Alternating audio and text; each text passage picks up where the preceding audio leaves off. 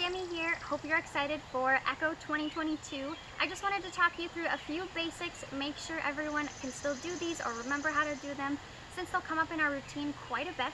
So just some basics for anyone. We know for some of you it's been a really long time since you've spun.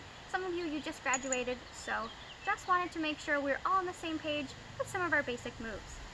One of the moves we'll be doing a lot are cones. So if you don't have a flag to practice on, that's no problem. You can use any long object. And you'll start with one hand about halfway down, and the other hand about a third from the top. And we start from a shoulder-hip angle. Shoulder-hip angles are going to be really important for a lot of our moves. One hand at your hip, one at your shoulder. And our first checkpoint is going to be moving our right hand straight in front of us and our left hand towards our belly button, arcing with the flag out in front. Second checkpoint is my right hand is going to go over my head, my left hand is going to be straight out. And then my third checkpoint, my hands are going to switch spots essentially. Right arm straight out, left hand above my head. And then for the last, we're just going to return home, circle over back to our shoulder hip angle. So our first checkpoint, second checkpoint, third checkpoint, and back. Counts of course to come, but just make sure you're still familiar with those basic moves. Another basic move we'll be doing quite a bit are drop spins. So for drop spins, in case anyone needs a refresher, we'll start up. When the silk is up, our thumbs are up. When the silk is down, our thumbs are down.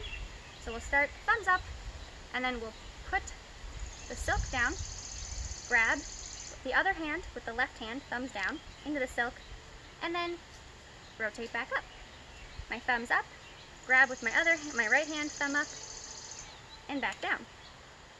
So we'll be doing singles quite a bit as well, so make sure that that's a familiar motion for you as well. Flag down, silk up, thumbs up. And one thing that's important about drop spins is we want to make sure that they're in our toaster. So if you are a piece of bread and you are pretending you're in a toaster, you don't want to electrocute yourself by hitting any of the walls. So you want to make sure that it's straight out in front of you and it's not at any weird angle. So I don't want to be over here when I'm facing forward. I don't want to be over here when I'm facing forward either. I want to make sure that they're straight out in front of you. So if you are familiar with cones and singles, you will be well versed for our routine. There is one toss that's a real toss that we have planned right now, and it's a single and a half. So we'd start with shoulder hip angle, and we do a row right before, and we're catching with the silk up. If you don't have a flag to practice on, this is a little hard to practice on with like a broom or something, but just know, only one toss, so not too much to be worried about. And then finally, one thing that's going to be really important are just our angles. As we talked about, shoulder hip angle is a really good one to be familiar with, good to have that muscle memory, but we'll do some other angles too.